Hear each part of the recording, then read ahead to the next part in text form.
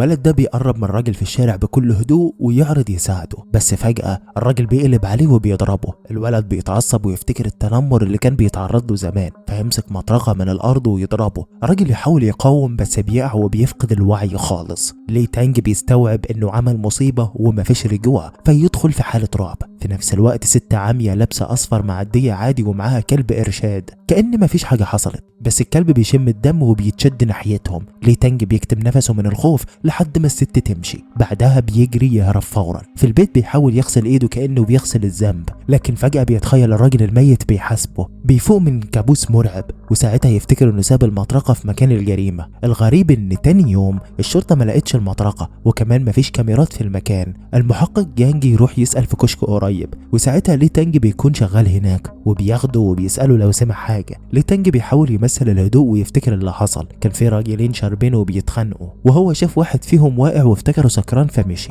لكن فجأة يفتكر ان كاميرا الكشك صورته وهو بياخد المطرقة، وده يخليه يتوتر اكتر. لحسن حظه بيظهر شاهد وبيقول ان الراجلين كانوا بيتخانقوا وهم سكرانين، وكمان تقرير الطب الشرعي بيأكد ان مفيش غير بصماتهم هما الاتنين، فالشرطة تقتنع انهم قتلوا بعض. لي تانج بيهدى، خصوصا ان في حاجة غطت الكاميرا وخفت اللي عمله. التحقيق يكشف ان سبب الخناقة علاقة معقدة بينهم بسبب ست، والموضوع انتهى بمأساة. بس المحقق جانج مش مرتاح، حاسس ان في حاجة غلط، خصوصا ان مفيش دم على الأداة اللي المفروض استخدمت. ومن البحث يكتشف ان واحد منهم اصلا قاتل متسلسل هارب. لي تانج لسه مش فاهم الحقيقة، وبيعيش 3 ايام من الرعب لحد ما يشوف في الاخبار ان المجرم الحقيقي مطلوب، فيحس بشوية امان. في نفس الوقت الست اللي كانت لابسة اصفر بتظهر في فيلا، والمفاجأة ان المطرقة موجودة عندها فوق الترابيزة. تاني يوم لي تانج بيروح الشغل وبيحاول يعيش طبيعي، وبيحس ان الدنيا بقت اهدى. بس فجأة الست دي بتدخل عليه وبتطلب منه 2 مليون.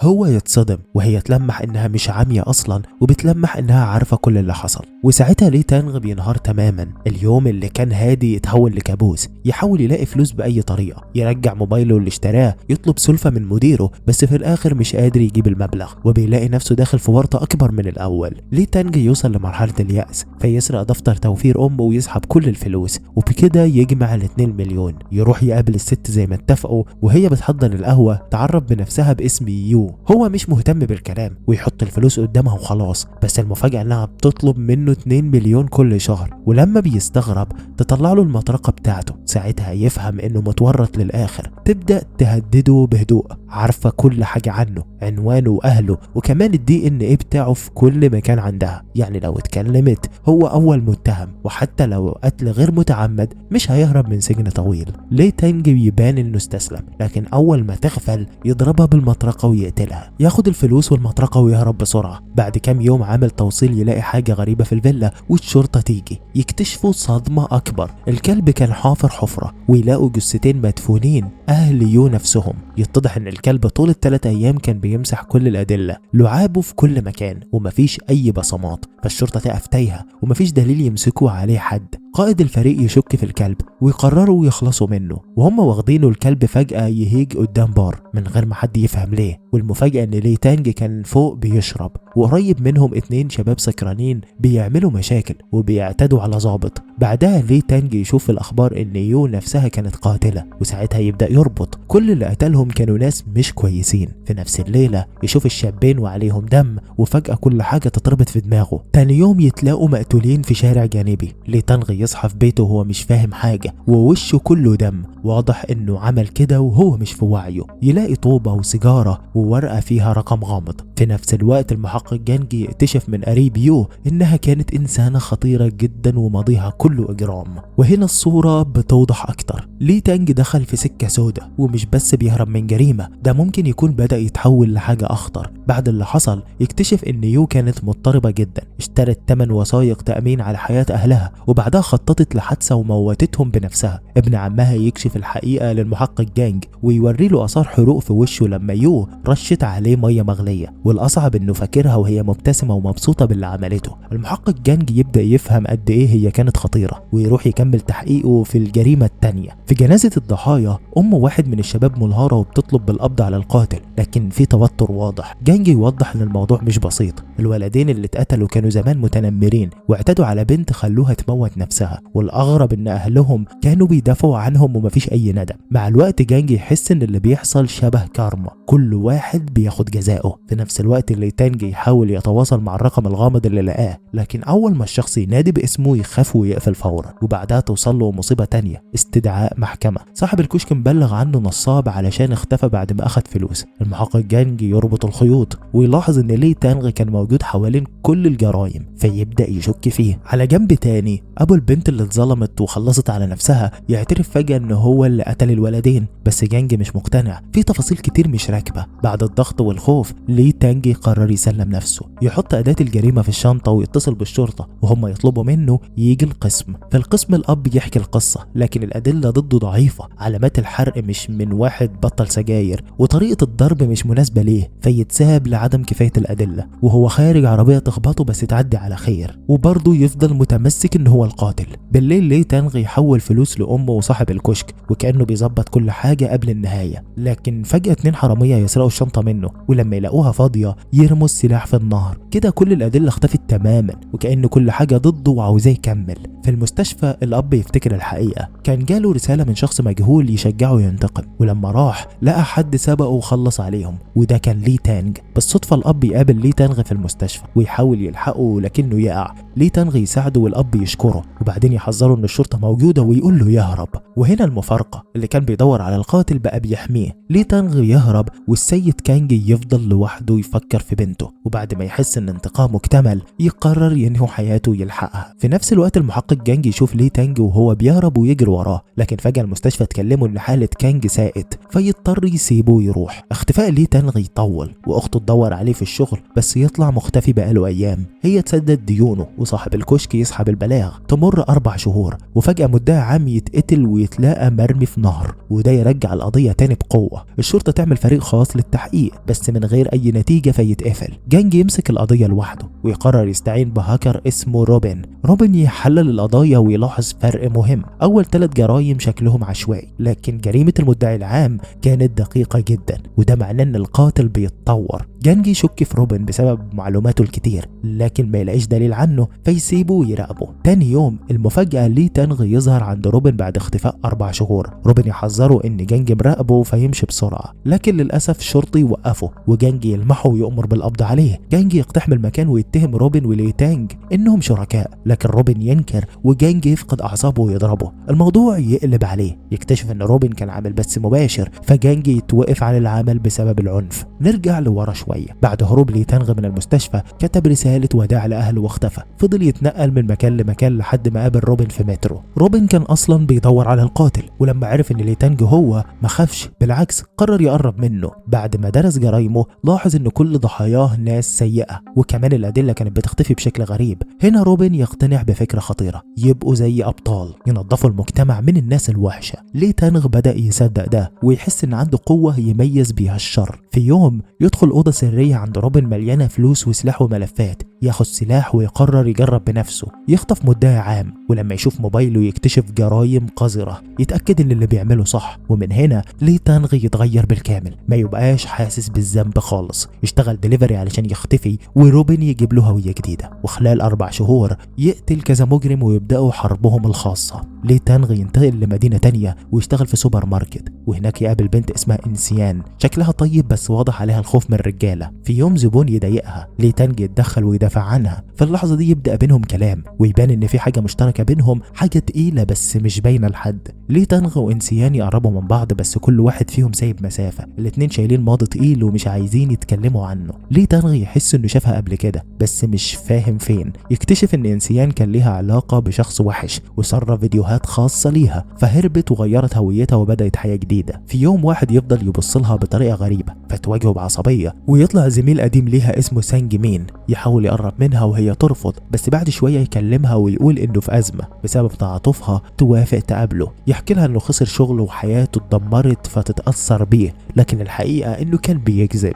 لقى رقمها في الزبالة ولفق قصة علشان يوصل لها، وهو اصلا مرتبط وداخل على جواز. انسيان تشك فيه لما تلاقي موبايله وتكتشف دعوة فرح فتضربه، هو يتعصب ويتهمها، ولما تهدده تفضحه يفقد السيطرة ويخنقها لحد ما تموت. بعدها يرتب المكان كأنه حريق عادي ويهرب. تاني يوم يكتشف انه عنده مرض ويفتكر ان انسيان السبب، لكن صديقته تعترف انها هي اللي نقلت له المرض، كأن كل حاجة بترجع له. لي تانج يعرف ان انسيان ماتت وهو بيفتكر يحس ان في حد بيراقبه، يحاول يهرب لكن يلاقي المحقق جانج عند المدخل. يجري على المخزن وهناك راجل غريب يوقفه. الراجل يتكلم معاه وكأنه فاهم كل حاجة عنه ويطلب يقعدوا يتكلموا، بس فجأة لي تانج يهرب تاني والاتنين يختفوا قبل ما جانج يوصل. جانج يبدأ يربط كل حاجة ويقتنع اكتر ان لي تانج هو القاتل الحقيقي. من تحقيقه يوصل للعنوان الجديد ويروح له فورا. في نفس الوقت الراجل الغامض يدور ورا الحقيقة ويعرف ان انسيان كانت بتتخانق مع حد قبل موتها، ويوصل لسانجمين ويعرف نفسه كمحقق ويضغط عليه لحد ما يعترف بالجريمة، بس مش ناوي يسيبه، يربطه وينظف المكان وبعدها يعمل قنبلة. واول ما يخرج الشرطة توصل والانفجار يحصل قدامهم. في اللحظة دي جانج يوصل لبيت لي تانغ بس يلاقيه اختفى تماما وكأن الارض بلعته. لي تانج وهو في العمارة يشوف ولد صغير في الاسانسير وفجأة يحس باحساس مش مريح فيسيبه ويمشي فورا. الولد يتضايق من تجاهله فيسرق المفتاح ويرش شقته بالمطافي الحريق، وكده كل بصماته تختفي. لي تانغ يفضل ماشي في الشوارع تايه ويكتشف ان الدنيا بره مش احسن، تحرش وقرف وكل حاجة سودة، فيقرر يستخبى في سايبر شوية ويهرب من الواقع. في نفس الوقت سانج تشان يرجع سيول ويدخل شقة روبن بسهولة ويكتشف انهم كانوا شركاء زمان كانوا بيقتلوا الاشرار مع بعض، بس سونج تشان كان شايف القتل متعة مش عدالة وده اللي خلاهم يتفرقوا. دلوقتي سونج تشان عايز يقابل لي تانغ، فضوله يشوف ايه المميز فيه. قبل ما يمشي ياخد كتاب من خزنة روبن، كتاب فيه سر لي تانج. روبن يحاول يمنعه بس يفشل، وهو نازل يقابل ظابط يتعرف عليه، بس سانج تشون يرميه من على السلم بكل برود ويشيله. روبن يحس ان الموضوع خرج عن السيطرة فيروح بنفسه للشرطة ويساعدهم على امل يخلصوا من المجنون ده. المحقق جانج لسه مش واثق فيه ويحذره انه ما يتدخلش تاني. من ناحية تانية سونج تشان يبدأ يصطاد ضحايا جداد، يخطف ولد وبنت اغنياء ويقتل الولد فورا. البنت تترجاه بس هو يجبرها تكتب جرايمها التافهة وبعدين يقتلها برضه. الموضوع يكبر جدا علشان البنت حفيدة شخصية مهمة، فيرجعوا المحقق جانج للشغل فورا ويطلبوا منه يخلص القضية. جانج يوافق وعينه بس على الانتقام. روبن يسلم كل المعلومات اللي عنده عن سونج تشان. في نفس الوقت لي تانج يتصل بيه. لي تانج بقى مرعوب، هلوسات سونج تشان بتطرده وما بقاش مستحمل، يطلب يقابله وينهي الموضوع. في المكان المتفق عليه سونج تشان يعرض عليه يبقوا شركاء، لكن لي تانج يرفض ويقول له انه عنده شريك بالفعل. سونج تشان يحذره من روبن بس لي تانج فجأة يحاول يهاجمه من الخوف والغضب. المعركة تخلص بسرعة، سونج تشان اقوى ويسيطر عليه، وقبل ما يقتله ناس تبع الشركة يقتحموا المكان. لي تانج يستغل الفرصة ويهرب ويلاقي روبن مربوط بره، يفكه ويسأله عن الكتاب. روبن يقول له انه كان مخطط لكل حاجة، بس لي تانج ينهار يعيط ويقول له انه خلاص مش قادر يكمل. المطاردة، القتل، الجنون اللي حواليه كل ده كسره. فجأة يحصل اطلاق نار وسونج تشان يبدأ يضرب ويمسح لوحده 10 بلطجية، ولما الشرطة بتوصل بيكون اختفى خلاص. تاني يوم الشرطة بتراجع كاميرات المراقبة وتوصل لآخر مكان كان فيه سونج تشان، لكن سونج تشان كان سبقهم بخطوة وهرب. كل اللي سابه وراه كانت أوراق اعتراف كان بيديها للضحايا قبل ما يقتلهم. المحقق جانج بيستنتج ان الهدف الجاي هو الرئيس. في نفس الوقت سونج تشان بيوصل لسكرتيرة الرئيس، من خلال كلام ودي معاها بيعرف مكانه وبيكتشف ان الرئيس عنده ماضي تقيل جدا، علاقات مشبوهة، فساد، وناس كتير ماتت بسببه. بالنسبة لسونج تشان الراجل ده لازم يتشال من الدنيا. وفجأة جانج بيوصل للمكان ويواجهه بالسلاح، لكن سونج تشان بيستخدم الرئيس كورقة ضغط. في اللحظة دي بيحصل كشف صادم. جانج يكتشف ان سونج تشان كان ليه علاقة بوالدته زمان وكان السبب في تدمير عيلته بعد ما دخل في علاقة مع امه وضرب ابوه لحد ما دخل في غيبوبة. سونج تشان يفضل يستفزه لحد ما يسلم نفسه، وكأن الموضوع كله لعبة. الشرطة تفتكر ان كل حاجة خلصت، لكن وهم بينقلوه سونج تشان بيخلع الكلبشات وبيقضي على كل اللي في العربية بايده وبيهرب تاني في الضلمة. في خط تاني روبن بيشتري عربية مستعملة وبيخطط يهرب هو ولي تانغ لمكان محدش يعرف يوصل له كلهم فيه. بالليل وهم نايمين في العربية روبن بيحكي عن ماضيه، ازاي صحي في يوم ولقى اهله مقتولين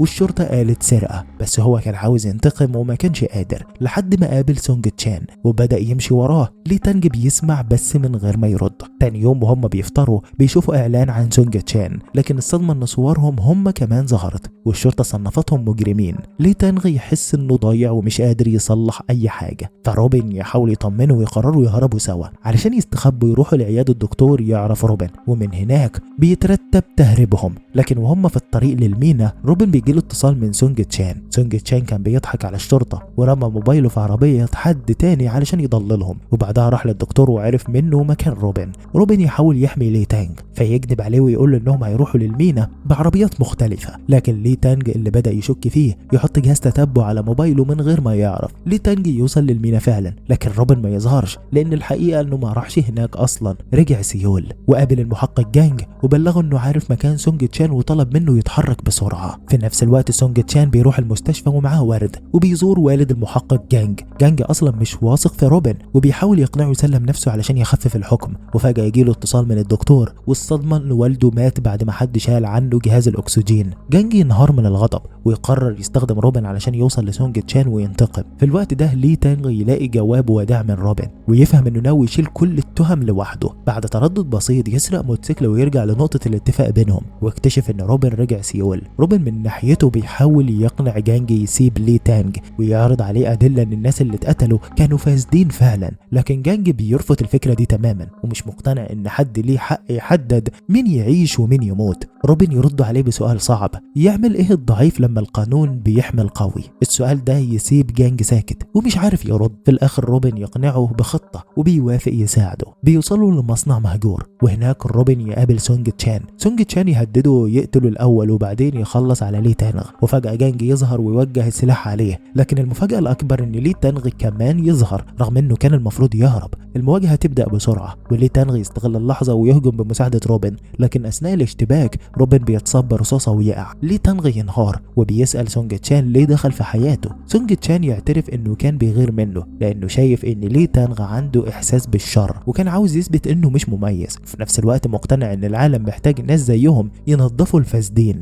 سونج تشان يكمل ويكشف ماضيه، ازاي كان شغال مع والد جانج وكان دايما بيحاول يثبت نفسه، لحد ما اكتشف ان والد جانج نفسه كان متورط في تهريب مخدرات وبيستغل ناس غلابة. اللحظة دي هي اللي كسرت كل مبادئه وخلته يقرر يطبق العدالة بطريقته، وكمان يفجر صدمة تانية على عائلة جانج ويفضل يضحك بهستيريا لحد ما لي تانغ يقرب منه علشان ينهي كل حاجة. سونج تشان يحاول يهرب لكن جانج يضربه بالنار وينهيه. بعد كل ده لي تانغ يقرر يواجه مصيره، لكن المفاجأة ان سلاح جانج ما كانش فيه رصاص وكأنه ساب القرار للقدر ويسيبه يمشي. بعد ما لي تانغ يخرج المصنع يولع، يحاول ينقذ روبن لكن الحطام يقع عليه وما بقاش قدامه غير انه يسيبه ويمشي وهو مكسور. بعدها التحقيقات تكشف ان سونج تشان قتل حوالي 30 شخص وروبن يتسجل كشريك ليه، وكل حاجة تتقفل بعيد عن لي تانغ، وده لان روبن خطط لكل حاجة من الاول وزرع الادلة على نفسه علشان يحميه. حتى اثار الجرائم عدلها وخلاها كلها تشير ليه هو. في الاخر القضية تتقفل والتهم عن لي تانغ تتشال لعدم كفاية الادلة، وينفذ وصية روبن يسافر لبلد دافية في الفلبين، لكن هناك يتمسك بسبب الاقامة. بعدها يرجع تاني كوريا، ومع الوقت تحصل جريمة جديدة والضحية واحد مجرم معروف. جانج بس هو اللي فاهم الحقيقة ان الشخص اللي رجع تاني هو نفسه البطل المظلم اللي بيحقق العدالة بطريقته. ما تنساش تضغط على الاعجاب وتشترك بالقناة وتفعل الزرار بتاع الجرس، ولو انت على الفيسبوك اعمل متابعة للصفحة، وما تنساش برضو تكتب رأيك في التعليق. سلام.